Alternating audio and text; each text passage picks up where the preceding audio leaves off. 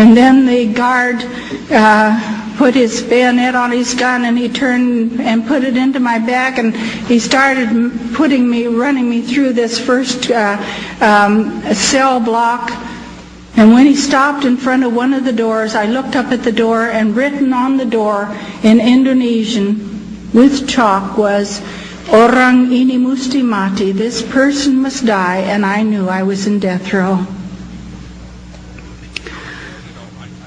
I remember that day when the guard opened that door and he put his hand behind me and shoved me into that little cell, and I hit the other side, and then I turned around and I came back and I knelt down in front of that door. I was watching the end of the key, for I knew when it made a complete revolution, I was locked in death row.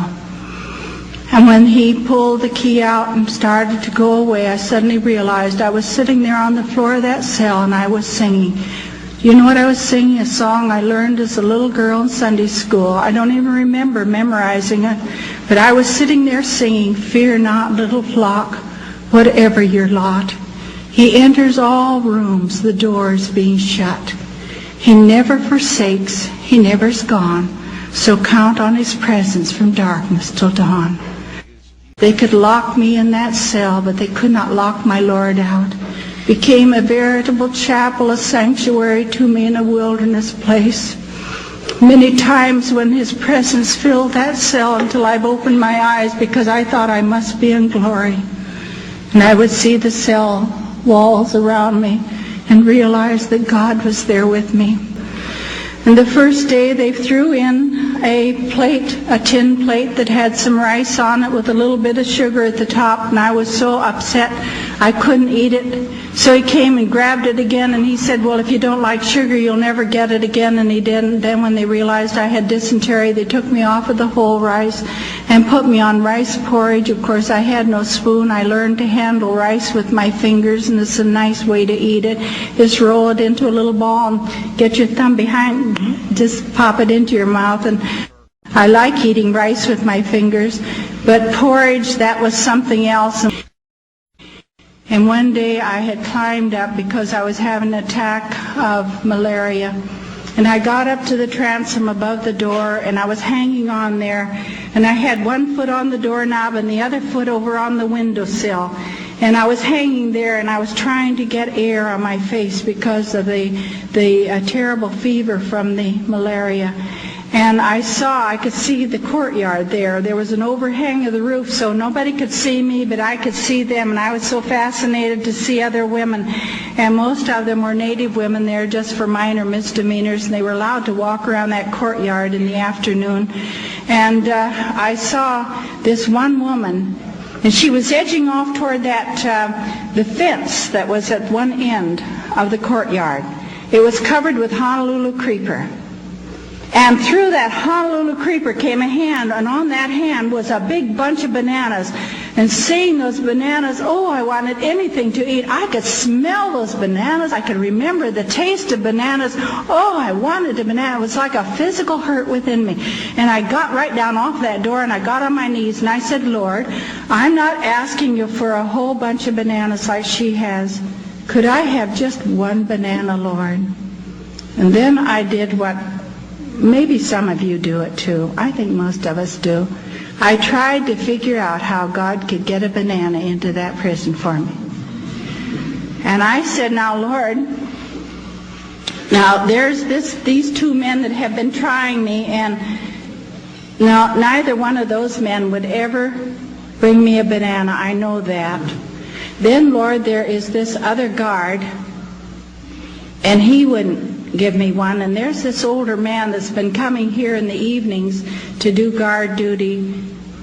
I think he might if he knew I wanted a banana, but I wouldn't ask him for a banana, because if they ever caught him giving a banana to me, he might be shot." I said, "Lord, that's it. There's nobody else around here." And I said, "Please, Lord, don't think that I am not grateful for this rice porridge. I really am. And I'm sorry if I ask for a banana and you can't get a banana in here to me." And I really didn't see how God could ever get a banana in there. And the guard came, and he got the door open, and I stood up very rapidly. But there, standing in the doorway, was the camp commander, the Japanese camp commander from that other camp from which I had been brought down to this prison. And he was smiling, and it had been so long since I had seen a friendly face, since I had seen anyone smile. I was so excited, I just clapped my hands. I said, "Oh, Ton Yamaji, seperti lihat sobat yang lama." I said, "Mr. Yamaji, it's just like seeing an old friend." And the tears came in his eyes. He turned and he walked right out of the cell, never said a word to me.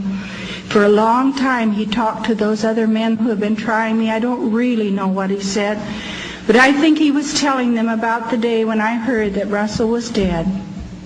And he called me over in the afternoon hours and he said, "I just wanted to talk to you." And I said, "I just want to tell you about somebody I came to know when I was 9 years of age back in Boone, Iowa in America." I said, "His name is Jesus. He's the Son of God, the Creator." I said, "Maybe you never heard of him, Mr. Yamaji, but I want to tell you about him." And the Lord gave me the most beautiful opportunity to lay the plan of salvation before that Japanese officer. And he kept nodding to me, and I said, "This is why, Mr. Yamaji, I don't hate you." I said, "I don't hate you, because wherever the love of God fills our hearts, there's no room for hatred." And I said, "I don't know, maybe God even brought me to this day, to this place, and to this moment to tell you that He loves you, and that His Son, Jesus Christ, died for you." And as I laid the plan of salvation before him, his tears started down over his cheeks, and he kept nodding to me. I knew from that moment on that man was my friend. And I really believe that God did a great work in that man's heart. And I believe that's what he was telling those men there that day, because their heads kept getting lower and lower. I believe he was pleading my cause. He finally came back into the cell, and he looked down at me and he said, "Oh, you're very ill, aren't you?" And I said, "Yes, Mr. Yamaji, I am." And he said, "I'm going back to the camp now." He told me later he had spent 3 whole days going from office to office before he finally got permission to come in to see me. And he said, "I'm going back to the camp. The women are all wondering about where you are, what is happening to you." He didn't tell me at that time that these men had sent word back to the camp that I was dying of tuberculosis, said, "We'll never return her to camp because she's dying of tuberculosis," not wanting them to know that I was going to be beheaded. And he said, "I'm going back now. Have you any word for the women back at the camp?" And I said, "Yes, Mr. Yamaji. When you go back, would you tell them that I am all right, that I am still trusting in the Lord?" And I said, "They'll understand, and you'll understand, Mr. Yamaji." And that man nodded his head, and he walked out of the cell.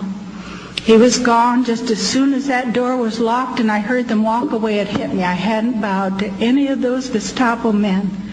I thought, "Lord, why could you not have helped me to remember to bow to them? Just as soon as Yamaji's gone, they're going to come and get me and take me back to the hearing room. But please, Lord, I don't want to go through another one of those."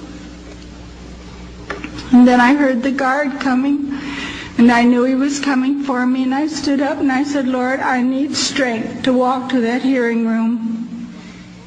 But when the door went open, the guard walked in and he just laid them all out on the floor. Do you know what they were? Bananas. I sat down and I counted them. There were 92 bananas. I don't know what you would have done, but I pushed those up in the corner just as far from me as I could get them, and that wasn't very far because I don't have much character. And I said, "Lord, I have no right to eat those bananas." I said, "Yesterday I was telling you there was no way in the world you could even get one banana into me." And you know, so sweetly he came and he said, "Oh, that's what I delight to do, the exceeding abundant, above anything you ask or think,